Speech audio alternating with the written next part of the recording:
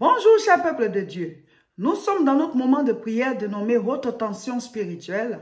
Aujourd'hui, vendredi 4 novembre 2022, le sujet de prière est « Seigneur, je veux garder de l'huile dans ma lampe. Je veux garder de l'huile dans ma lampe. » Et la nuit, aujourd'hui, chacun de nous doit faire une mini-veillée d'1 heure du temps. Donc, vous priez dans la journée. On a dit de faire votre propre programme. Vous priez dans la journée et le soir, vous attendez, voilà, à partir de 19 h ou bien 20 h ou bien 21 h ou bien minuit ou bien 2 h du matin. Chacun choisit à quel moment il veut le faire, mais 1 heure du temps de prière intense pour demander au Seigneur de se révéler à toi. On a donné le sujet de prière de la mini-veillée. Donc, il y a un sujet pour la journée et pour la mini-veillée, c'est de demander au Seigneur de se révéler à toi. Le sujet de prière d'aujourd'hui est « Seigneur, je veux garder de l'huile dans ma lampe ». Matthieu chapitre 25, lisons à partir du verset 1. « Alors le royaume des cieux sera semblable à 10 vierges qui, ayant pris leur lampe, allèrent à la rencontre de l'époux. 5 d'entre elles étaient folles et 5 sages. Les folles, en prenant leur lampe, ne prirent point d'huile avec elles. Mais les sages prirent avec leur lampe de l'huile dans des vases. Comme l'époux tardait, toutes s'assoupirent et s'endormirent. Au milieu de la nuit, on cria « Voici l'époux, allez à sa rencontre ». Alors, toutes ces vierges se réveillèrent et préparèrent leurs lampes. Les folles dirent aux sages, « Donnez-nous de votre huile, car nos lampes s'éteignent. » Les sages répondirent, « Non, il n'y en aura pas assez pour nous et pour vous. Allez plutôt chez ceux qui en vendent et achetez-en pour vous. » Pendant qu'elles allaient en acheter, l'époux arriva. Celles qui étaient prêtes entrèrent avec lui dans la salle des noces et la porte fut fermée. Plus tard, les autres vierges vinrent et dirent, « Seigneur, Seigneur, ouvre-nous. » Mais il répondit, « Je vous le dis en vérité, je ne vous connais pas. Veillez donc, puisque vous ne savez ni le jour ni l'heure. » Alors, chers frères et sœurs, nous sommes dans notre programme de prière Haute Tension Spirituelle. On augmente l'intensité de notre vie spirituelle parce que c'est une saison, on est en fin d'année et une nouvelle année va commencer. Il faut être spirituel. Encore plus parce qu'on doit être spirituel toute l'année, mais encore plus pendant les saisons, voilà, où il y a beaucoup plus d'attaques. Ok, le passage qu'on vient de lire nous parle d'une histoire qui finit tristement, voilà. On dit qu'il y avait 10 vierges. Il y en avait 5 qui étaient sages et 5 qui étaient folles. Ici, c'est une parabole qui nous parle des chrétiens. On a l'habitude d'appeler les chrétiens les vierges, c'est-à-dire hommes, femmes, tous les chrétiens. Et Jésus-Christ est l'époux promis qui va venir un jour. Et on dit il aura les noces, on les appelle les noces de l'agneau. Voilà, donc on appelle l'Église l'épouse du Christ. C'est la promise du Christ. Donc ici, ils sont en train de symboliser l'ensemble des chrétiens. Il se trouve qu'une moitié, les 5 autres sont sages et les autres 5 là, elles sont folles. Mais de quoi on nous parle ici quand on dit qu'elles sont folles? On parle de l'huile. La lampe qui est allumée, c'est le fait que tu aies accepté Jésus. Tu deviens une vierge avec sa lampe. Donc, tu as été racheté. Tu as reçu la vie, la nouvelle vie. Donc, nous sommes tous à la rencontre de l'époux. Les 5 autres vierges, là, elles évoluaient en fonction de l'huile qui était dans leur lampe. Mais elles n'avaient pas préparé de réserve. La différence entre les deux groupes, là, c'est qu'il y a un groupe qui avait une réserve et l'autre n'avait pas de réserve. Donc, c'est le fait de ne pas avoir d'huile en réserve qu'on a appelé la folie. Parce que ça seulement, ça peut te faire perdre la rencontre avec l'époux. Ça veut dire quoi? Les 10 vierges, c'est tous ceux qui ont accepté Jésus. Mais certains n'ont pas de vie de prière. Le Saint-Esprit n'est pas là en permanence. L'huile symbolise la présence du Saint-Esprit. La lampe symbolise Christ. Tu es racheté et ta lampe, c'est-à-dire ta vie de prière, ta connexion avec Dieu, le salut que tu as reçu. Donc, quand tu as reçu le Seigneur, cet amour que tu as eu pour lui là, il faut que tu puisses avoir de l'huile en réserve. C'est-à-dire, il faut que tu entretiennes ta relation avec Dieu pour que cet amour-là tienne jusqu'à la fin. Pour que ça tienne jusqu'à l'avènement du Seigneur. Parce que comme le Seigneur tarde, il tarde pourquoi? Parce qu'il veut que d'autres personnes puissent rentrer dans la maison. Donc, comme il tarde, la nuit s'obscurcit de plus en plus. La nuit s'obscurcit là, c'est le péché, l'abomination, les mauvaises choses qui paraissent aujourd'hui être les plus bonnes. Et les bonnes, on rigole de ça, c'est comme si c'est ça qui était mauvais. Donc, la nuit devient compacte. Si tu n'as pas assez d'huile, tu vas glisser. Si tu n'as pas assez d'huile, tu vas tomber dans un sommeil, dans une apostasie. C'est-à-dire que l'évangile ne va plus rien te dire, ou alors le péché ne va plus rien te dire. Tu vas briser les barrières qui sont dans ta tête. C'est ce qu'on appelle l'apostasie. À un certain moment, ben, il n'y a plus de bannières, il n'y a plus de barrières. On saute tout, on se dit non. Ça là qu'on avait dit que ce n'est pas bon, c'est comme si finalement encore on dit c'est bon et on recommence à vivre dans le péché. Tout ce qu'on avait vomi là, on recommence à avaler ça encore, on s'en va manger ce qu'on avait vomi, ce qu'on avait détruit là, on rebâtit ça, et ce qu'on avait bâti, on détruit, et puis maintenant on est là. Donc, la différence entre les vierges sages et les vierges folles, c'est la réserve. Mon frère, ma soeur, est-ce que tu as la réserve d'huile? Est-ce que le Saint-Esprit est en permanence dans ta vie? Est-ce que tu as une vie de prière?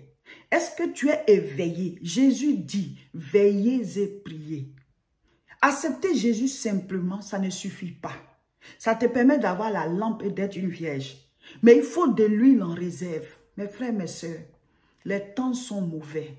Le monde devient de plus en plus abominable. Les choses qui étaient le péché là, c'est comme on commence encore à accepter ça. Bon, ce n'est pas grave, ce n'est pas grave. Christ est à la porte. Christ est à la porte. Certains disent, ah, depuis on dit Jésus revient bientôt. Il peut même pour rigoler. Mais avant que Jésus ne naisse là, c'est comme ça que ça avait été prophétisé, hein, des années, des années. Ah, une vierge sera enceinte, elle va enfanter le Messie. Ça avait été prophétisé. Et finalement, il est venu. De la même manière, quand Jésus est monté au ciel et que les apôtres regardaient, il y a des anges qui sont apparus pour dire, de la manière dont vous l'avez vu partir, c'est comme ça que vous le verrez revenir. Christ va revenir et il va venir enlever l'église. On ne se donne pas à Jésus juste pour la terre. On se donne à Jésus pour le salut de notre âme. Même si aujourd'hui on ne meurt pas, mais Christ peut venir. Si Christ ne vient pas, on peut mourir. Chacun de nous va partir. Tu vas devenir vieux, tu vas quitter la terre. Où ira ton âme?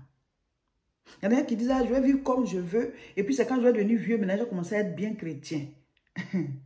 Est-ce que tu vas atteindre l'âge auquel tu dis que tu vas devenir bien chrétien? Est-ce que tu vas atteindre cet âge? Et même si tu l'atteins, si tu ne t'es pas habitué à Dieu dans ta jeunesse, quand tu vas prendre de l'âge, tu ne vas pas trouver vraiment important, essentiel, voilà, pour de revenir au Seigneur.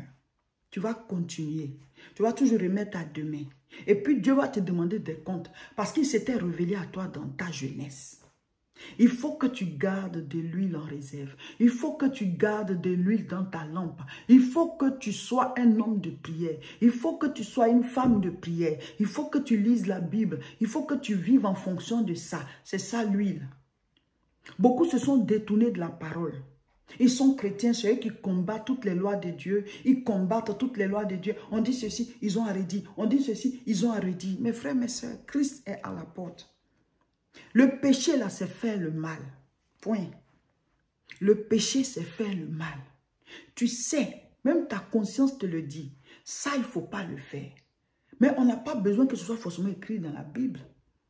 Quand tu as le Saint-Esprit, la Bible dit l'Esprit de Dieu rend témoignage à notre esprit que nous sommes enfants de Dieu. Le Saint-Esprit nous parle au-dedans de nous. Quand quelque chose n'est pas bon, tu n'as même pas besoin que quelqu'un te le dise. Le Saint-Esprit va te convaincre que ça, ce n'est pas bon.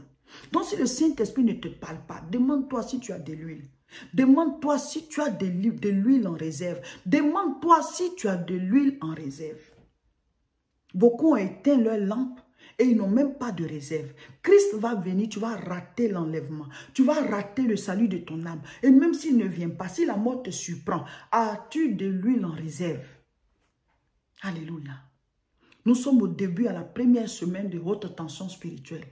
Mettons de l'ordre dans nos vies. Que chacun se répande et qu'il dise au Seigneur, je veux garder de l'huile dans ma lampe. Aide-moi à être un chrétien, un homme de prière, une femme de prière. À lire la parole tous les jours, à prier tous les jours, à obéir à la parole et à vivre selon la parole dans ma maison, partout où je suis, que je sois une lumière pour les autres à travers mon témoignage. Voilà, c'était l'édification du jour. Donc aujourd'hui, vendredi, la nuit, chacun doit faire sa mini-veillée voilà, de prière, mini-veillée individuelle de prière pendant 1 heure. On va mettre une vidéo qui va vous exhorter à faire cette mini-veillée. Et vous-même, vous allez la faire. Amen, amen, amen. Donc, vos tensions spirituelles, on est à la première semaine. Vous avez vos 10 sujets à faire. Si vous n'avez pas encore écrit, écrivez-les quelque part où vous seul vous voyez. Maintenant, chaque jour, nous, on vous ajoute un sujet de prière. On ne va pas mettre de vidéos en ligne tous les jours, mais vous devez chaque jour lire la Bible. Aujourd'hui, nous lisons Daniel chapitre 4. Mettez en commentaire ce que vous avez compris. Les vidéos, ce n'est pas tous les jours, mais les jours qu'on met une vidéo, on explique tout et vous mettez en commentaire les lectures passées et la lecture du jour. C'est comme ça. Donc, restons comme ça, accordés. Nos prières en direct, c'est les mercredis à partir de 12 h. Donc, connectez-vous. Là, on prie en direct. Si vous êtes au travail, mais après, vous prenez la vidéo et vous priez avec. Mes frères, mes soeurs, soyez réveillés spirituellement. Cette nuit-là, demandez au Seigneur de se révéler à vous. Le thème, c'est « Révèle-toi à moi ». Seigneur, révèle-toi à moi. Il faut que Dieu se révèle à chacun de nous. La prochaine croisade de prière à Aubervilliers, c'est le samedi 12 novembre, à partir de 14 h 30. L'adresse, c'est 29 rue Sadi Carnot, 93 300. Mes frères, mes soeurs, venez, on va prier. À partir de 14 h 30, c'est un temps de combat spirituel. Nous sommes en haute tension spirituelle. Le thème, c'est la victoire de l'homme spirituel. Nous sommes en fin d'année. Tu ne dois pas être le mouton de sacrifice de quelqu'un. L'ange de l'Éternel campe autour de ceux qui le craignent. Ceux qui le craignent, ce sont ceux-là qui vivent selon sa parole. Ce sont ceux-là qui prient. Parce qu'il dit, demandez, vous recevrez. Venez, on va prier. Tu dis, ça ne va pas. Tu es à la maison, tu as la paresse de venir prier. Qu'est-ce qu'on va te faire, mes frères, mes soeurs? Tu dis, ah, Dieu existe et puis j'ai telle chose. Mais il y a ce que toi, tu dois faire, puis ce que Dieu doit faire. C'est comme ça. Il y a les droits et devoirs. Mais nous, on ne réclame que les droits. Mais on ne veut pas faire nos devoirs. Tu dois prier. Ça, c'est ton devoir. Et c'est le devoir de Dieu de t'exaucer. Mais toi, tu dois prier. Il dit, invoque-moi et je te répondrai. Dieu va te répondre comment si tu ne l'invoques pas. Il va te répondre comment si tu ne l'invoques pas. On dit, venez, on va prier. On est en fin d'année, mes frères et mes soeurs. Venez, on va prier, on est en fin d'année. Ce n'est pas forcément en fin d'année seul qu'il y a les attaques, hein? Mais on sait très bien que les serviteurs du diable, ils ont des autels à qui ils doivent donner des sacrifices. Et il ne faut pas que ce soit toi. Je ne dis pas que ceux qui prient ne vont jamais mourir, hein? Mais nous refusons la mort prématurée. La Bible dit, il y a une femme qui était veuve et son fils est mort. Jésus a ressuscité son fils là. Ça veut dire que ce n'était pas le jour de son fils. Il y a des gens qui meurent avant leur jour. Jésus ne va jamais contre la volonté de Dieu. Si c'était le jour du Fils là, Jésus n'allait pas le ressusciter. On ne va pas mourir avant notre jour. On refuse ça. C'est pour ça qu'il faut être un homme de prière, une femme de prière.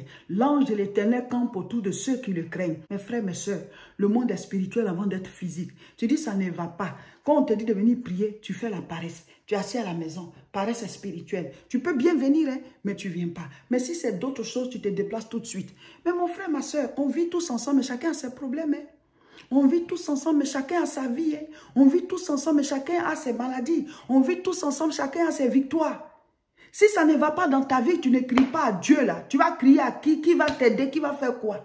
Tu vas t'asseoir, papoter, raconter à quelqu'un. La personne, tout ce qu'elle peut te dire, oh courage, elle ne peut rien faire. Mais Dieu, lui, il est tout puissant. Dieu, lui, il est tout puissant. Il peut te libérer, il peut te délivrer, il peut ouvrir les portes, il peut te guérir, quelle que soit la maladie. Rien n'est impossible à Dieu. Mais il faut qu'on prie. Dieu dit, invoque-moi, je te répondrai. Tu veux que Dieu te réponde, mais tu ne veux pas l'invoquer. On se retrouve le samedi 12 novembre à Aubervilliers. Venez, on va se déchaîner dans la prière. Si tu dors, c'est pour toi qu'ils vont prendre. Là où on est, là, quand il pleut, chacun attrape sa tête. Venez, on va prier. On se retrouve à Aubervilliers le samedi 12 à 14 h 30. Chaud, chaud, chaud. 29 rue Sadi Carnot. On va prier. La gloire de Dieu va descendre sur la vie de chacun. Il y a des choses qu'on ne rate pas. Tous à Aubervilliers. Un moment puissant. Alléluia, alléluia, alléluia.